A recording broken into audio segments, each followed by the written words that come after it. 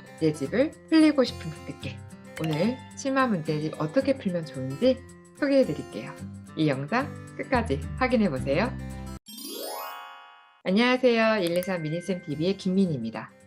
제가 수학 심화, 초등 수학 심화 중요하다라고 많이 강조를 하는데, 그렇다 보니까 수학 문제집 무얼 할까요? 이런 질문들도 많이 하시고요. 또 한편으로는 어떻게 하면 좋겠냐, 아이 너무 어려워한다, 하지 말까요? 나중에 할까요? 이런 고민들 많이 하시는데, 만약 하시기로 마음을 먹었다면 어떻게 하면 좋을지 3가지로 정리를 해보도록 할게요. 먼저 첫 번째, 심화를 풀기 전에 기본에서 배웠던 개념을 아이랑 이야기를 나눠보세요. 마인드맵으로 그림을 그리기 좋고요. 아니면 주거니 받거니, 그때 이런 걸로 했었잖아, 이렇게 해가지고 하는 게 뭐였지? 단어를 얘기하게 한다든지, 분수를 배웠잖아, 분수가 무슨 뜻이었지? 이렇게 개념을 설명하게 시키던지, 여러 가지의 방식으로 아이들하고 기본 개념 쭉 살펴보시고요. 그리고 나서 심화에는 기본에서는 사용되지 않는 그런 개념을 묻는 문제가 나와요. 그래서 그런 부분들 정리되어 있는 파트들이 있거든요. 예를 들어서 제가 최상위 수학을 준비를 했는데요. 여기 이게 개념이 나오죠. 그리고 이 밑에 기본에서는 안 나오는 개념이 나와 있어요. 그러니까 이야기를 쭉 나눠보고 여기 크고 작은 삼각형 이렇게 구하라고 나와 있네. 이거 어떻게 하라는지 한번 우리 같이 볼까? 같이 보고 이야기를 나누게 하는 거죠. 이런 식으로 일단 기본과 심화 문제집에 각기 다르게 있는 개념이 꼭 있거든요. 그게 이 심화 문제집 뒷부분에 나오는 문제 유형에서 반드시 사용돼요. 그러니까 기본 개념 한번 확인하고 심화 문제집을 같이 보면서 그 개념만 부분 같이 읽고 어떻게 이해했는지 아이가 설명하게 시키는 거죠.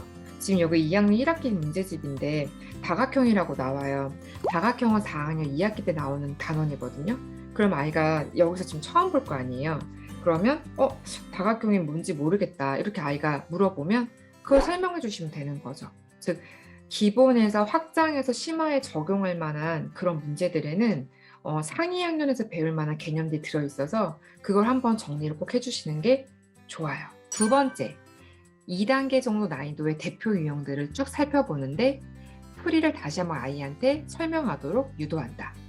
뒤에 있는 심화 문제들, 즉 난이도 3, 난이도 4에 해당되는 심화 문제 좀 어렵잖아요. 그러니까 그 앞에 있는 유형 문제를 우리가 풀어야 되는데 최상위에서는 그 부분이 이 메스토픽이라고 되어 있어요. 다른 문제집에서는 2단계라고도 되어 있고, 아무튼 꼭 이렇게 대표 유형이 나와 있고 그 밑에 유형에 연결된 문제들이 나와 있거든요. 그러면 그 다음번 두 번째 날에는 이 대표 유형을 같이 보는데요. 먼저 아이가 혼자 여기를 읽어보게 하세요. 그리고 다시 이 문제를 칠판이나 종이에 이렇게 써준 다음에 이 문제를 어떻게 푸는 거라고 했었는지 다시 한번 풀어볼래? 또는 다시 설명해 볼래? 근데 그건 기억에 의존하는 방식으로 설명하는 걸 유도하려는 건 절대 아니에요. 다만 그 문제를 스스로 어떻게 이해했는지를 보는 거죠. 그래서 그 설명이 풀이랑 다르다 하더라도 아이들 나름의 어떤 이유를 여기 나와 있는 논리 순서가 아니어도 정확하게 정답을 갔다면 그 방식대로 그냥 그 밑에 문제를 풀게 하셔도 되고요. 만약에 전혀 기억이 나지 않으면은 다시 이 문제를 칠판이나 연습장에 써서 설명을 해주셔야 되죠. 이런 부분들을 문제집을 보면서 풀어져 있는 부분을 같이 밑줄그면서 보는 방식으로 설명하는 건 하나도 머릿속에 들어가지가 않아요. 왜냐면 아이가 이미 텍스트가 눈에 들어오고 있기 때문에 엄마의 설명이 제대로 귀에 들어오지 않거든요. 근데 혼자 읽었을 때 이미 이해가 되지 않은 부분을 자기는 이걸 보면서 엄마 설명 듣는 거 이게 동시에 힘들어요. 그냥 오로지 엄마가 다른 데에다가 써주면서 문제를 푸는 거 주는 거를 직접 보면서 이해하는 게 훨씬 더 이해가 쉬워요. 왜냐면 쓰면서 쓰는 그걸 그대로 따라가면서 이해하면 되는데 다 쓰여져 있는 걸 보면 눈에 다 들어오니까 설명이랑 이 내용이 여러 가지로 루트로 들어와서 하나가 정리가 안 된다는 거죠. 이해되시죠? 최고 수준 같은 경우는 빈칸 쓰기로 되어 있는데요. 그 빈칸 쓰기도 어느 정도 풀이가 이미 틀이 잡혀져 있는 데가 빈칸 쓰여 넣는 거니까 이해하고 풀었거나 완전히 알고 푼 게 아닐 수 있어요. 그러니까 그런 문제를 설명하게 시키시면 되는 거죠. 이런 세상에 같은 거는 풀이가 아예 나와 있으니까 다른 데 옮겨서 풀거나 이런 방식으로 한번 진행을 해보시면 좋을 것 같고요. 세 번째는 대표 유형 밑에 있는 유형들의 문제를 아래 것만, 맨 밑에 것만 풀리세요. 그리고 그 문제집의 정답률이 높으면 3단계에 있는 문제에 막 15개 있으면 10번까지만 풀려보세요. 즉 한 3분의 2 정도.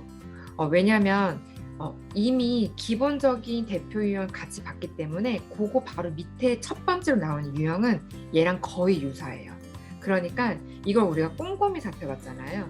이야기를 나누고 설명하게 시키고 꼼꼼히 살펴봤기 때문에 이걸 보지 않고 밑에 있는 거 풀게 하는 거죠. 근데 이게 정답률이 좋아요? 그러면 3단계로 가시는 거예요. 하지만 여기서 정답 낮지 않은 부분들은 위에 다시 올라가서 다시 그 문제를 1번부터 다시 차례대로 푸는 거죠. 근데 그 다시 풀릴 때도 이렇게 풀린 다음에 마지막 문제에 틀린 것을 알려주지 않고 다시 혼자 하게 하셔야 돼요. 그게 첫 번째 다시 대표 유형과 비슷한 샘플을 풀면서 다시 그 대표 유형 풀었던 그 풀이들이 생각이 나거나 적용하게 되거든요. 그러면 요걸 다시 이렇게 해봐야겠다 이런 생각이 아이들이 자연스럽게 형성돼요. 그러면 이게 실력이 길러지는 거죠. 처음에는 시간이 지나 다시 또 새까맣게 까먹었는데 다시 순서대로 짚어주니까는 요걸 풀 수 있는 힘이 생기는 거죠. 이런 걸 다 엄마가 설명해 준다 생각하시지 마시고 아이들 스스로 그걸 향해 갈 수 있도록 방향만 컨트롤 해주셔도 아이들 심한 문제를 풀 수 있는 힘이 반드시 생기게 돼요. 자, 그 다음 3단계, 4단계에서 제가 3단계 마지막 문제들 안 풀고 그 다음 4단계 문제 푸는 얘기를 안 했잖아요. 우리가 처음 심화를 시작할 때는 한 번에 한 단원에 마지막 하이레벨 또는 4단계 문제까지 쫙 가기가 부담이 될 수가 있어요. 그러니까 그걸 분리해서 이렇게 해서 전체 단원을 훑은 것도 심화를 끝냈다고 볼 수 있어요. 그렇게 하고 남은 걸 나중에 다시 돌리셔도 효과적이에요. 이해되시죠? 무조건 레벨업은 끝, 하이레벨 나중에 꼭 이렇게 선을 긋지 않아도 레벨업의 마지막 뒷부분에 있는 몇 개의 문제는 또 꽤 상당히 어려워요. 그런 것들이 좀 힘들 수 있으니 한 학기 6단원 쫙 그런 방식으로 간 다음에 레벨업 남은 거 풀고 다시 하이레벨 쫙 이렇게 가고 이렇게만 하셔도 되고요. 하이레벨에서도 전체 6개나 5개 중에 절반 풀지 마시고 이쪽엔 절반만 푸세요. 그래도 심화를 푼 효과가 나아요. 그렇게 한 학기 해보시고 다음 학기 또 심화를 풀게 될 때 그때는 하이레벨을 끝까지 다 푸시는 힘이 생길 수 있어요. 우리가 이번 학기 심화를 끝까지 못했다고 다음 학기 심화도 못하겠지? 라고 생각하시면 안 되고요. 심화를 어떻게 잘 했느냐가 더 중요하기 때문에 꼼꼼하게 잘 해결해 나가시면 다음 학기 심화부터 점차 심화를 더 잘 풀 수 있는 능력이 향상돼요. 아이들 나이도 올라가고 머리도 커지고 논리도 키워지기 때문에 점점점 할 수 있는 힘이 생길 수 있어요.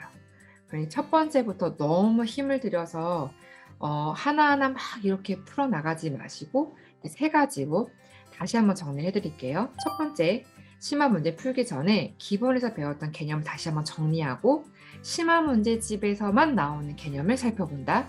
두 번째, 2단계 정도 난이도의 대표 유형들을 쭉 살펴보는데 풀이를 다시 한번 아이한테 설명하도록 유도한다. 세 번째, 3단계 문제에서는 마지막 끝까지 전부 다 풀지 않고 3단계 3분의 2 정도까지 문제를 푸는 걸 목표로 하고 전체 단원을, 전체 학기를 푼 다음에 마지막 남은 심화 문제 중에서 부분적으로 문제를 진행을 해본다. 이렇게 3단계에 거쳐서 진행을 해보시면 심화를 하실 수 있어요.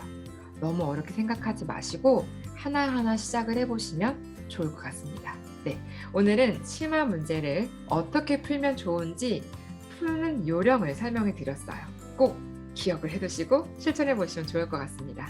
오늘 영상이 도움이 되셨다면 좋아요와 구독을 눌러주시고요. 저는 다음 영상에서 만나 뵙도록 하겠습니다. 다음에 또 만나요.